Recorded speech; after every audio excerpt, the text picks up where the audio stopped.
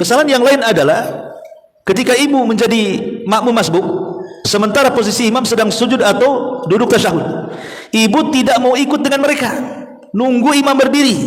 Kan banyak yang seperti itu kan. Ini imam lagi sujud atau lagi duduk, ibu malah nyantai-nyantai nunggu dulu dia berdiri baru takbiratul ihram. Ini kesalahan. Kesalahannya di mana? Kesalahannya karena kita tidak mengikuti imam. Rasul mengatakan, ju'ilal imamu liyu'tamma bihi, dijadikan imam itu untuk diikuti. Idza kabbara fakabbiru wa idza raka'a farka'u wa idza sajada fasjudu. Kalau imam takbir ikut takbir, kalau imam ruku ikut ruku, kalau imam sujud ikut sujud. Walaupun tidak mendapatkan satu rakaat. Pamannya imam lagi sujud. Kan ada orang yang merasa rugi, kalau saya ikut imam sujud tetap juga nggak dapat satu rakaat. Akhirnya nunggu imam berdiri, kan begitu. Berarti orang yang sholat seperti ini dia tidak sedang mengejar pahala, tapi sedang mengejar rakaat.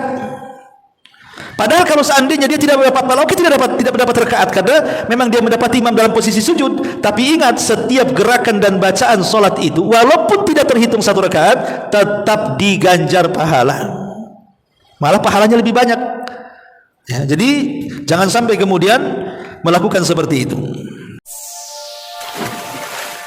Bismillahirrahmanirrahim. Ya, kita mulai. Bismillahirrahmanirrahim. Assalamualaikum warahmatullahi wabarakatuh. Alhamdulillah wassalatu wassalamu ala Rasulillah wa ala alihi wa sahbihi wa mawalah wa la hawla wa la quwwata illa billahi wa ba'du.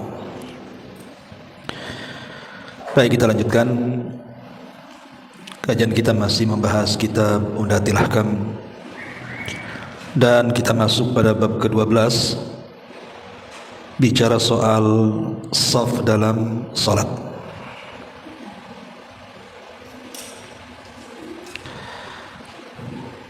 Baik, kita akan baca beberapa hadis dalam bab ini. Hadis pertama, an Anas bin Malik radhiyallahu anhu qala, qala Rasulullah sallallahu alaihi wasallam, sawwu sufufakum fa inna taswiyatas sufufi min tamamis salati.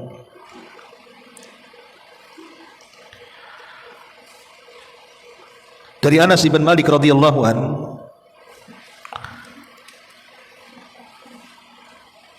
beliau menuturkan bahwa Nabi sallallahu alaihi wasallam bersabda,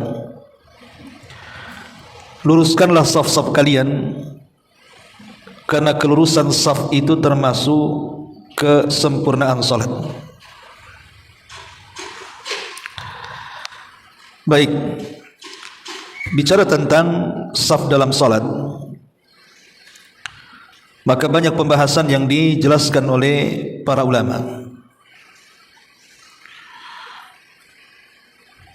Di antaranya, pertama, bagaimana seseorang itu mentertibkan shaf dalam salat.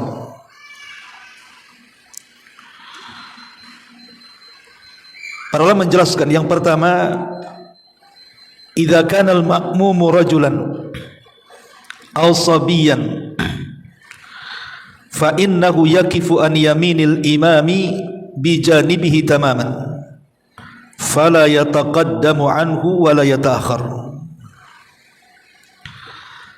Apabila makmum seorang laki-laki ataupun anak kecil laki-laki, maka dia tegak sebelah kanan imam, persis di sampingnya, tidak boleh maju sedikit ataupun mundur sedikit. Jadi kalau seandainya ada dua orang yang sedang salat, yang satu imam dan yang satu makmum, kalau seandainya yang makmumnya itu laki-laki dewasa atau anak kecil laki-laki, maka letak shaf berada di sebelah kanan, persis di sebelah kanan, tidak boleh maju, tidak boleh mundur.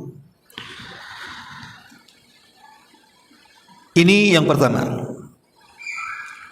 Kemudian yang kedua, fa in kanu thalathatan aw akthar taqaddama al-imamu wa saffa al-ma'mumani aw al-ma'mumuna khalfahu. Kalau seandainya makmum terbagi menjadi 3 atau lebih, maka imam wajib ke depan, kemudian makmum berderet di belakang, baik 2 orang ataupun lebih, jika semuanya laki-laki.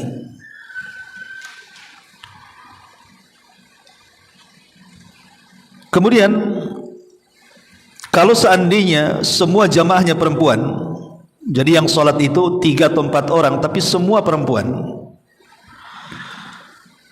maka disebutkan di sini idza ammatil mar'atul mar'ata waqafa bi janibiha fa in kunna niswah waqafat wasatahunna, yakni la yataqaddam anhum bal yuhadihim. Kalau seandainya ada 2 orang yang sholat, 1 imam 1 makmum, dan dua-duanya perempuan, maka imam dan makmum sejajar. Imam dan makmum sejajar. Bahkan kalaupun seandainya makmumnya lebih daripada 1, 2 atau lebih, mungkin 5 orang sholat dan semuanya perempuan, maka imam berdiri di tengah-tengah dan tidak boleh maju, tidak boleh mundur, sejajar. Jadi bedanya saf laki-laki dengan perempuan dan imam laki-laki dan perempuan. Kalau laki-laki maju ke depan, seperti kita sering sholat di sini, imam maju ke depan. Tapi kalau semua jamaahnya perempuan, maka perempuan yang jadi imam tidak perlu maju, sejajar dengan makmum, tapi diletakkan di tengah-tengah. Itulah bedanya di situ. Kemudian yang berikutnya, idza kana ma'al imam rajulun wa imra'atun fa innar rajula yaqifu bihidha'il imami wa taqiful mar'atu khalfahuma. Kalau seandainya makmumnya ada 2, 1 laki-laki dan 1 perempuan, maka si laki-laki sejajar dengan imam sebelah kanan, kemudian perempuan berada di belakang. Jadi kalau seandainya makmumnya laki-laki dan perempuan, yang laki-laki sejajar dengan imam, yang perempuan di belakang. Kemudian selanjutnya, idza waqafa al-ma'mum an yasaril imam adarahu al-imamu min khalfihi hatta yuqifahu an yamini. Kalau seandainya makmum ini tidak tahu tentang posisi di mana dia harus berdiri. Kalau orang sudah ngaji, tentu kalau ada orang yang sholat sendirian, kemudian kita ingin menjadi makmum orang itu, kita sudah tahu posisinya sebelah mana, kanan. Kita ambil sebelah kanan dia. Tetapi kalau seandainya dia tidak tahu hukumnya, dia ngambil sebelah kiri, maka kewajiban imam untuk menarik orang ini kemudian diputar, ditaruh sebelah kanan. Gak tahu ibu berani gak tuh? Ibu sholat sendiri atau ada orang awam sholat bukannya sebelah kanan, ngambil sebelah kiri, ibu taruh di sini. Mungkin sekali aja sholat di situ. Karena biasanya kalau orang yang kurang ilmu disangka aneh sholatnya. Padahal begitu caranya, karena Nabi SAW pernah memutar seorang sahabat yang sholatnya sebelah kiri, diputar sama Nabi, ditaruh di sebelah kanan. Jadi ada hadisnya bahwa Nabi SAW pernah memutar seorang sahabat. Kemudian yang seterusnya adalah in waqafal ma'mumu an yaminil imam thumma jaa akhar fa waqafa an yasarihi akharakumal imamu ila waraihi. Kalau seandainya makmum berada di sebelah kanan imam, tiba-tiba datang makmum baru, kemudian berdiri di sebelah kirinya, bagaimana? Akharahumal imamu ila warai. Maka imam menyuruh, mendorong makmum supaya sholat di belakangnya. Saya imam nih, Allahu Akbar, berdua di sini. Datang makmum baru, bukannya ditarik gitu ya ke belakang gitu ya, malah dia berdiri sebelah sini. Maka kewajiban imam mendorong ke belakang. Kalau seandainya tempatnya sempit ke belakang, maka imam yang maju, biar nanti makmum yang kiri kanan ini merapatkan safnya di belakang. Tapi kalau seandainya tempatnya pas-pasan, maju tidak bisa karena kena tembok, tapi belakang masih kosong, masih luas gitu ya, maka cukup didorong saja begitu ke belakang. Kemudian dia mendirikan saf di belakang. Ini sebagaimana dikatakan oleh Imam Ibnu Qudamah rahimahullahu taala. Kemudian yang selanjutnya, idza shallal ma'mumu an yasaril imam wa lam yudirhul imam an yaminihi fa hal salatul ma'mum sahihatun am batilatun. Apabila seorang makmum salat di sebelah kiri imam, tapi imam membiarkan, bukannya kemudian menarik kemudian meletakkan di sebelah kanan, malah dibiarkan sama imamnya sampai selesai salat.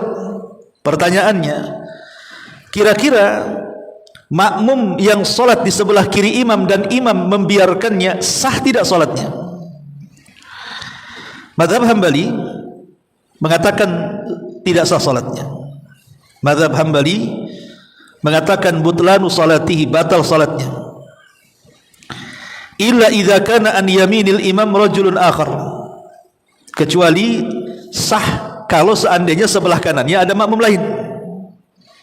Jadi kalau seandainya ada seseorang salat berjamaah berdua, dia dan sebelah kanan makmumnya, tiba-tiba datang makmum baru malah sebelah kiri, tapi imam membiarkannya, dalam mazhab Hambali sah. Tapi kalau seandainya tidak ada orang sebelah kanannya, kemudian dia mengambil sebelah kirinya dan imam membiarkannya, dalam mazhab Hambali tidak sah salatnya. Tetapi mazhab Malik dan Syafi'i serta Abu Hanifah, artinya mazhab jumhur mayoritas ulama, mengatakan bahwa anna salatahu sahihatun ala kulli halin illa annahu khalafa sunnah. Tapi mayoritas para ulama mengatakan tetap sah salatnya, tetapi dia tidak mengamalkan sunnah Nabi sallallahu alaihi wasallam, dan ini pendapat yang kuat, tetap sah salatnya.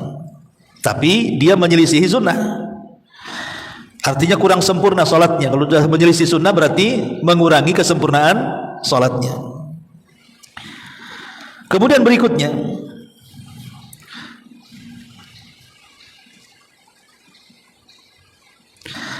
idza kabbara ithnani khalfal imam thumma kharaja ahaduhuma li udhrin taqaddama ath-thani hatta yaqif bi khida'il imam an yaminihi.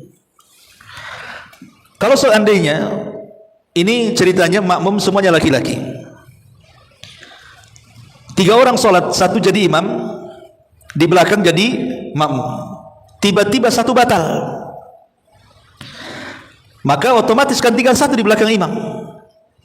Maka sebaiknya yang 1 di belakang imam itu tidak boleh terus di belakang imam, tapi maju kemudian berdiri di sebelah kanan imam. Jadi sekali lagi, kalau seandainya makmumnya 2 orang laki-laki kan di belakang imam tuh, tiba-tiba batal satunya ngambil wudu dulu, kan lama tuh, maka dia tidak boleh sendirian di belakang imam, dia maju kemudian berdiri di samping sebelah kanan imam.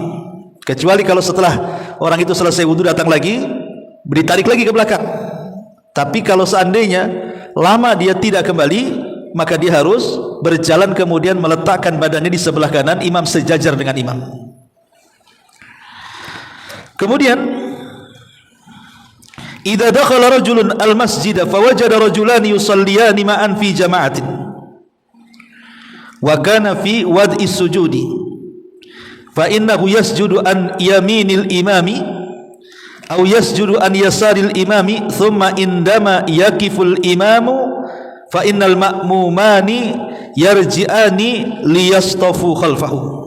Apabila seseorang masuk ke dalam masjid, kemudian dia mendapatkan ada 2 orang yang sedang sholat berjamaah, tetapi kondisinya sedang sujud, kan tidak mungkin narik, orang sedang sujud kan tidak mungkin ditarik ke belakang, ya kan, karena posisi sujud mustahil ditarik.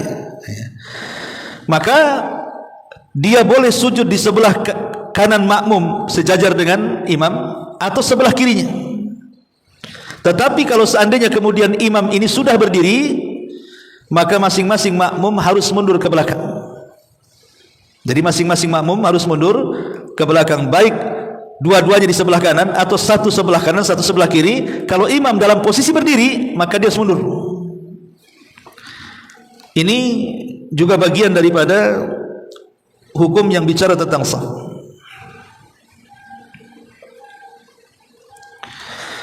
Kemudian selanjutnya, allamana anna sunnata anna al-mar'ata taqifu khalfa ar-rijal wa kadzalika sufufun nisa khalfa sufufir rijal. Famal hukmu law khalafat, yani salat bi khida'ir rijal au amamihim.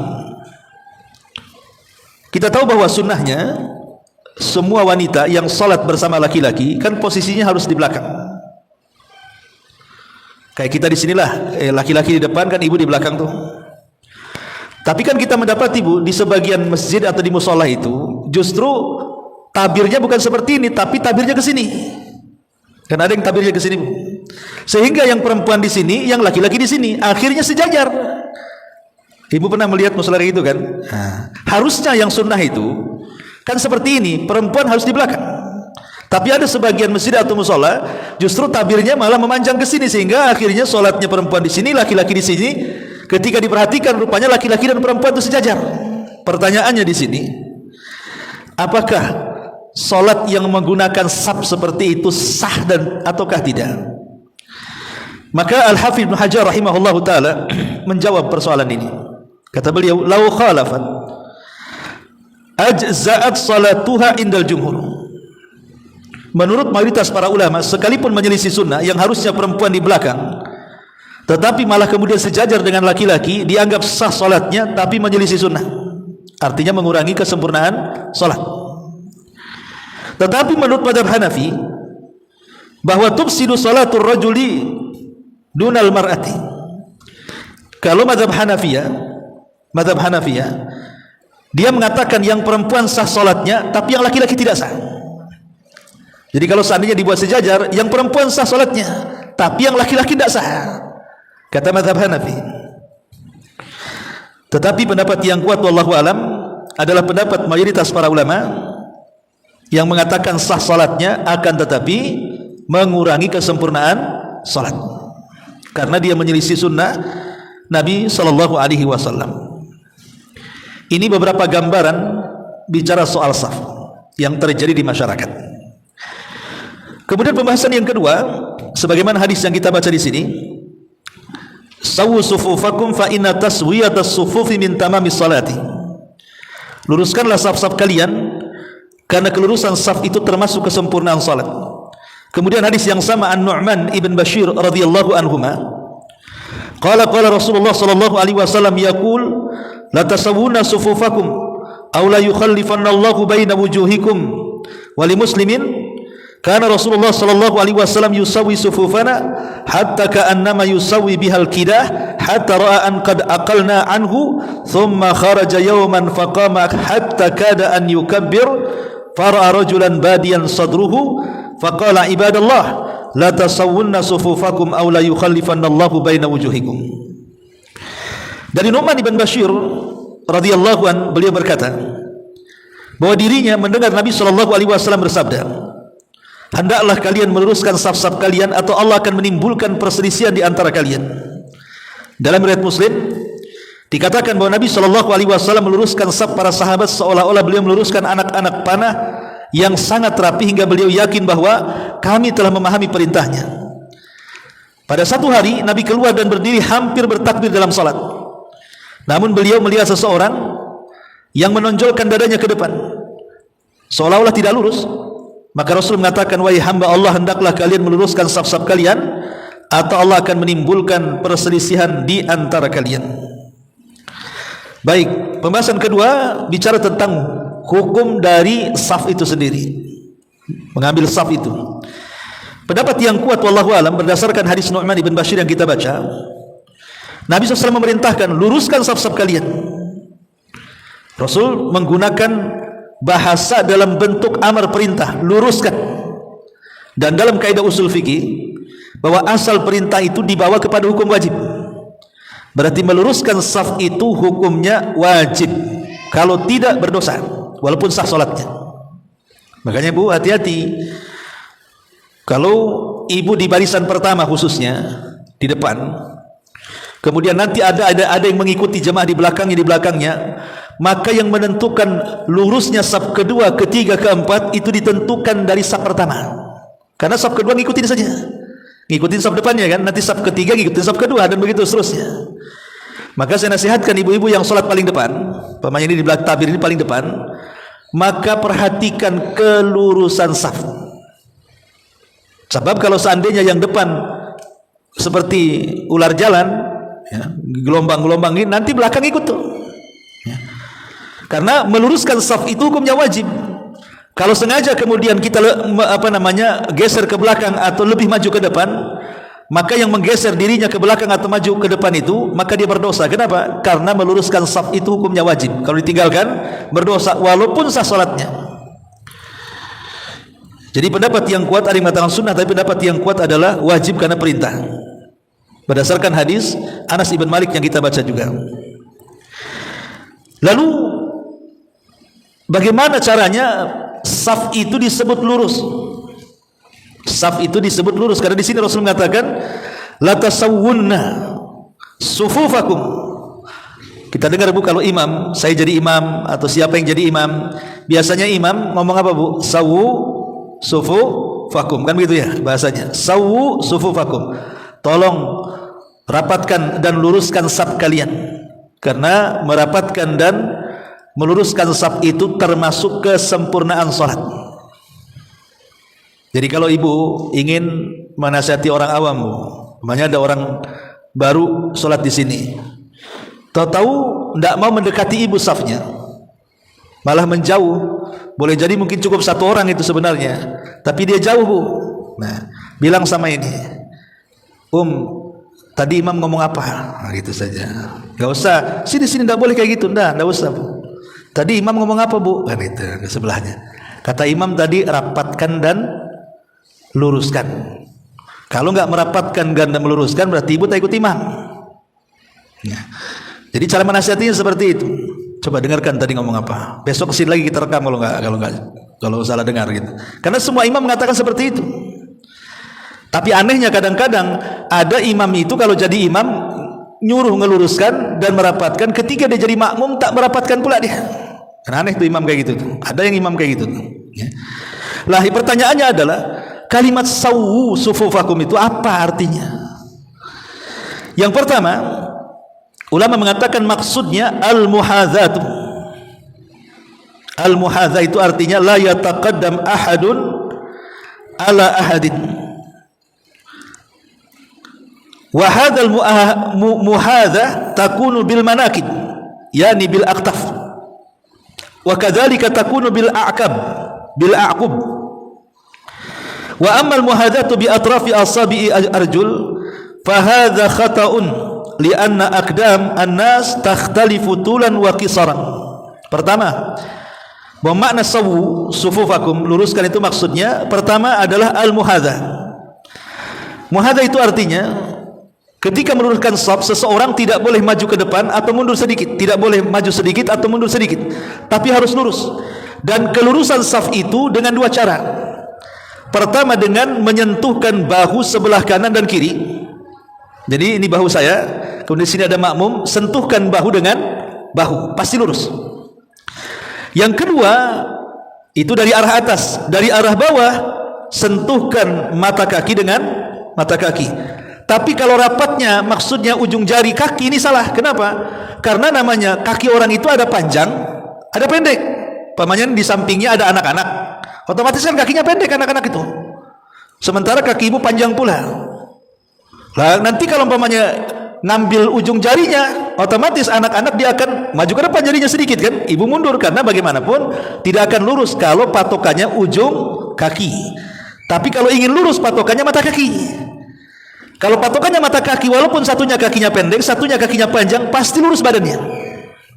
Bisa dipahami ya? Maksudnya meluruskan saf itu dengan menembakkan bahu. Jadi kalau kita ingin lurus, lihat bahu orang, arahkan bahu kita dengan bahu dia, itu dari arah atas, dari arah bawah arahkan mata kaki dia dengan mata kaki yang lainnya, baru itu akan lurus itu. Tapi kalau ujung jari-jari kaki, ya tadi ada yang pendek, ada yang panjang namanya kan, pasti akan zigzag tuh nantinya. Ini mana yang pertama, al-muhadha. Kemudian yang kedua, at-tarasi, bihaitsu la yakun hunaka furujatin wa khalalun baina sufuf. Kemudian makna sawwu sufufakum yang kedua, artinya at-tarasi. At-tarasi artinya jangan sampai ada kerenggangan satu dengan yang lainnya. Karena ini yang banyak di masyarakat, kadang-kadang kalau mungkin orang awam biasanya dia tidak mau mendekat dengan kita itu, apalagi nempel, gatal mungkin ya, sehingga kemudian terjadi kerenggangan. Terkadang satu orang bisa loh berdiri di situ.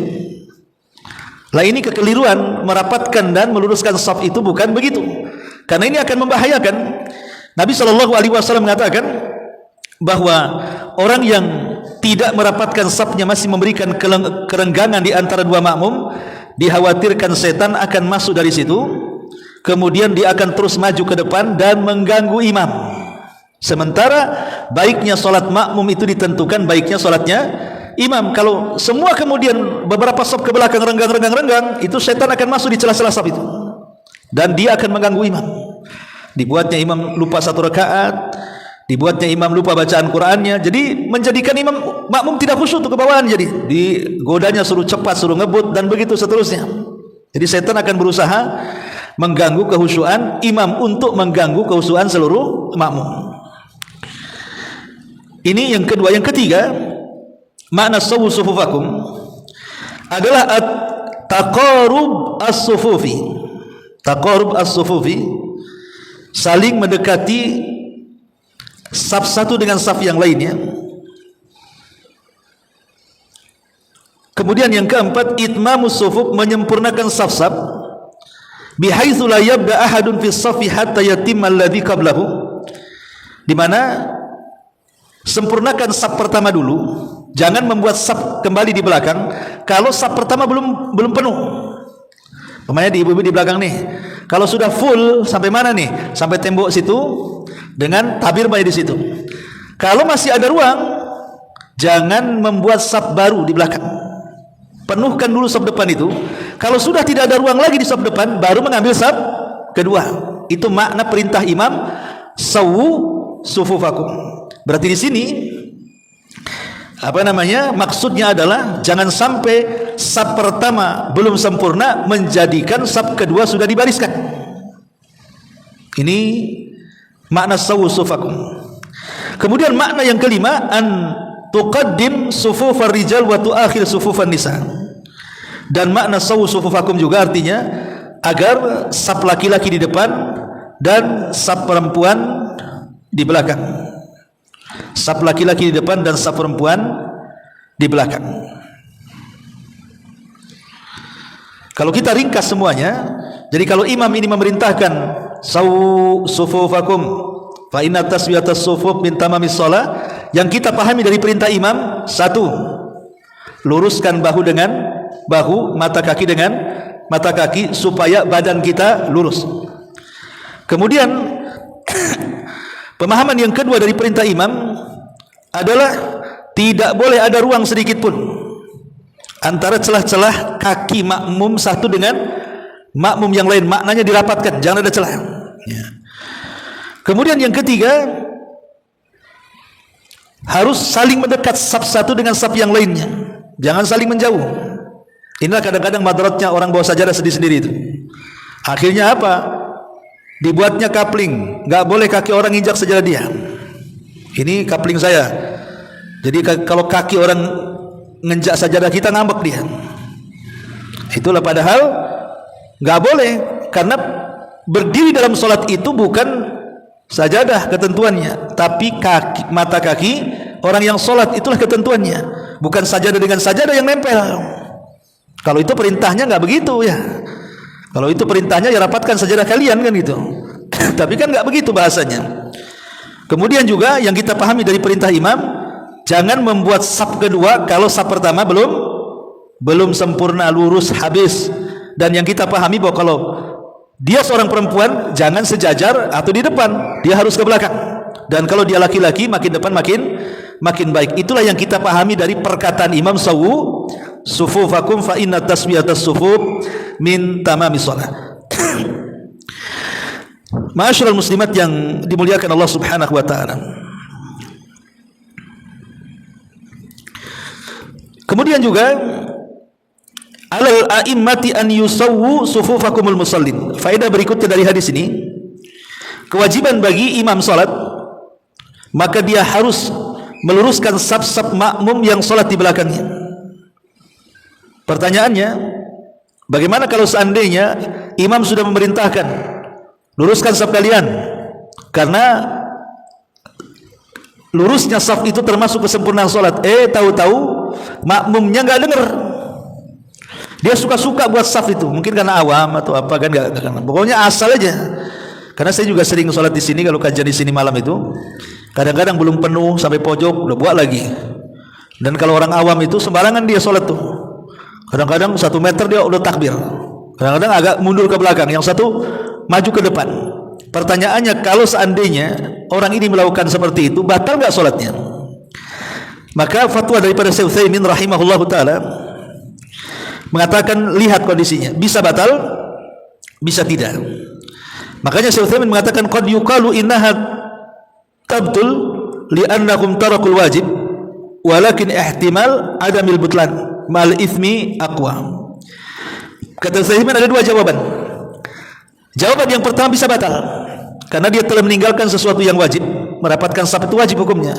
Kalau sampai tidak rapat berarti tidak melaksanakan kewajiban, dan itu bisa membatalkan salat. Atau tetap sah salatnya tetapi dia berdosa sehingga rugi salatnya.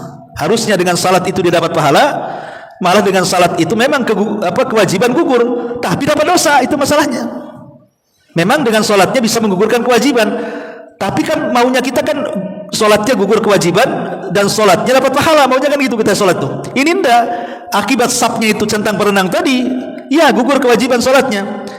Artinya tidak perlu diulangi lagi, tapi kan enggak dapat apa-apa, malah dapat dosa karena meninggalkan kewajiban tadi. Karena meninggalkan yang wajib itu dia bisa berdosa. Ma'asyiral muslimat yang dimuliakan Allah Azza wa Jalla, di antara beberapa kesalahan seputar saf ini, pertama, minal akhta'i syai'an, di antara kesalahan yang banyak menyebar khususnya di masjid-masjid, an yatakassala ba'dun nas an itmami sufuf litulil masafatil lati yasqutuhuma yasqut sayaqta'uha ila safi fatarahu yunsi'u safan jadidan khalfa hadha saf alladhi la yaqtamil ba'd wa hadha mukhalifun li haddi nabi sallallahu alaihi wasallam. Kesalahan yang pertama adalah, dan umum di masjid-masjid, banyak orang itu malas memperhatikan kesempurnaan saf. Malas. Padahal kesempurnaan saf itu juga menjadikan kesempurnaan salat. Tapi betapa banyak orang malas masuk, Allahu Akbar, enggak peduli luruskah enggak. Harusnya kan pertama, kalau kita paham Bu, kalau ada orang-orang ngaji kan, dia tidak langsung takbiratul ihram, tapi betul-betul ngambil saf dulu. Kira-kira menurut kita sudah lurus nggak bahu kita dengan dia, mata kaki dengan dia.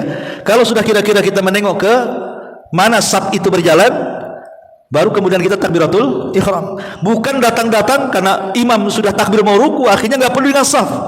Ingat, kalaupun kita tidak mendapatkan rukunya imam, tidak ada masalah, kok nanti bisa ditambah, tidak berdosa juga. Bukankah Rasul yang mengatakan, kalau engkau datang ke masjid jangan terburu-buru, santailah datang. Apa yang kau dapat di dalam imam, alhamdulillah. Yang luput sempurnakan. Kata Rasul, yang luput sempurnakan. Tidak usah kemudian gara-gara dia mau ruku akhirnya lari, nggak peduli. Ketika kemudian makmum sedang ruku, karena takut ketinggalan 1 rakaat, main ruku saja kadang-kadang lurus dan tidaknya tidak diperhatikan. Jadi sekali lagi, masuk ke masjid, lihat safnya lurus atau tidak, kemudian kita ngikuti dengan saf yang sudah lurus. Kemudian kesalahan yang kedua, minal akhta'i wuqufu ba'di al-a'immati qabla takbiratul ihram lid-du'a'i wa ta'min man khalfahu wa idh la yathbut dalilun minas sunnati ala hadhihi. Kesalahan sebagian imam salat sebelum takbiratul ihram bukan sibuk mengurus makmum, malah sibuk membaca doa, membaca ayat-ayat, mengaminkan doa dan begitu seterusnya. Ini kesalahan imam. Dan saya pernah sholat di beberapa masjid itu, imam kalau sudah masuk tidak pernah menyibukkan makmum, malah sibuk berdoa tuh, entah doa apa yang dibaca sebelum takbiratul ihram. Jadi kewajiban disuruh meluruskan saf makmum tidak dilaksanakan, perkara yang tidak dilakukan Nabi dilakukan pula sama dia. Harusnya kan kewajiban imam itu meluruskan saf, bahkan Rasul itu sampai berjalan. Kalau nampak ada yang maju ke depan atau mundur, Rasul sampai ujung ke ujung jalan itu. Pokoknya patokan Rasul itu di saf pertama tuh. Kalau sudah saf pertama lurus, maka saf kedua, ketiga dia akan mengikuti dia. Ini juga diantara kesalahannya. Sekarang masalahnya, bagaimana kalau masjid ini ramai? Apalagi masjidnya terlampau banyak tiang. Kayak gini kan banyak tiang nih masjidnya kan. Pokoknya penuh. Kalau mengikuti, menghindari tiang, tentu akan menghabiskan tempat. Pokoknya ini dapat satu saf.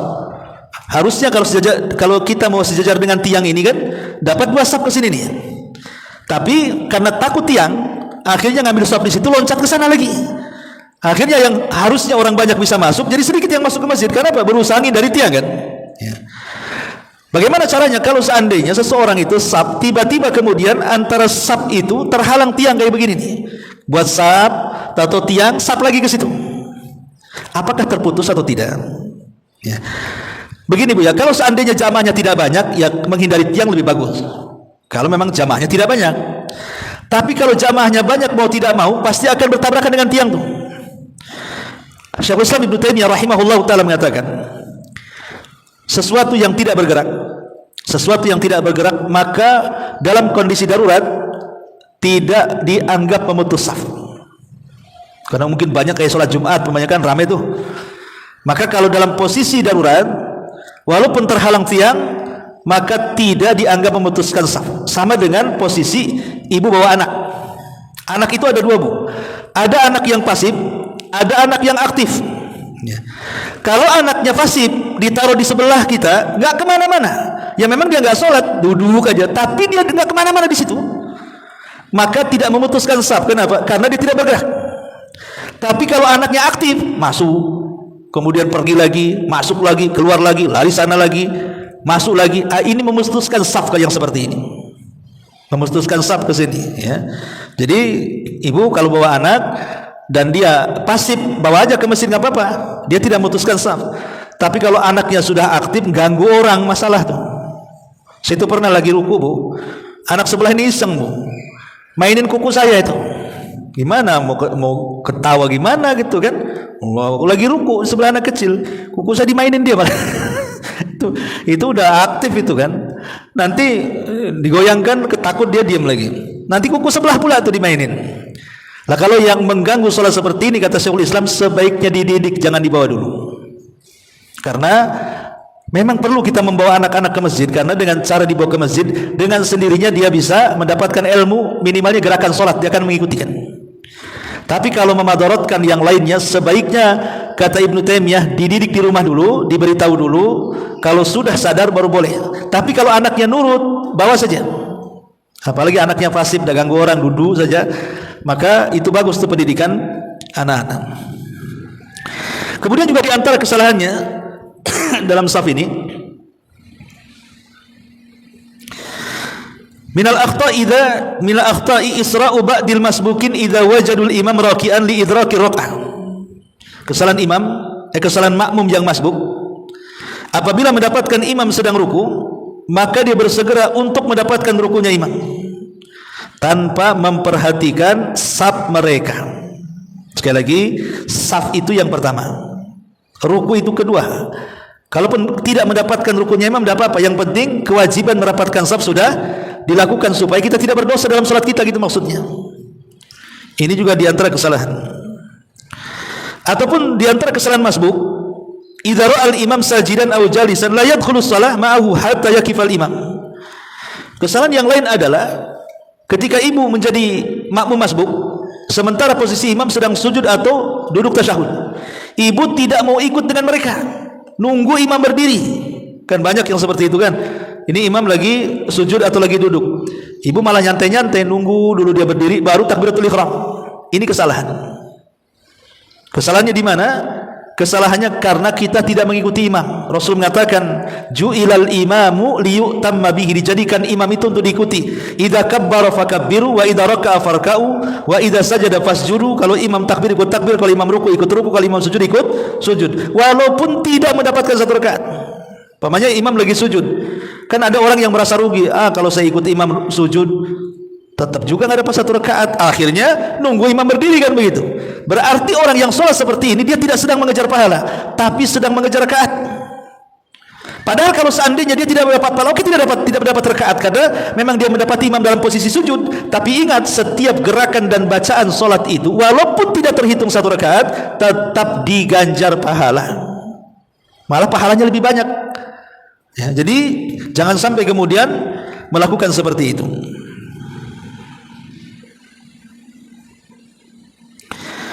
Masyarakat muslimat yang dimuliakan Allah Azza wa Jalla. Kemudian di antara pembahasan ketiga, lafaz-lafaz yang Nabi SAW serukan kepada makmum, di antaranya sawu sufufakum fa inna taswiyatas sufuf min iqamatis shalah. Rapatkan saf-saf kalian, karena merapatkan saf itu termasuk kesempurnaan salat. Kemudian kadang-kadang Rasul mengatakan aqimu sufufakum, tegakkan saf-saf kalian. Rasul terkadang 3 kali mengucapkan kalimat ini.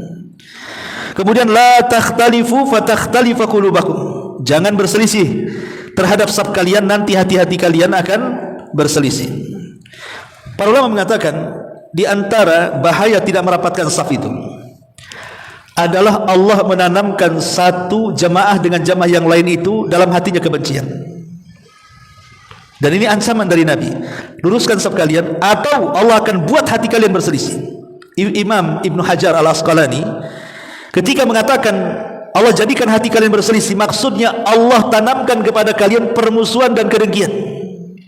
Bukan main-main ya.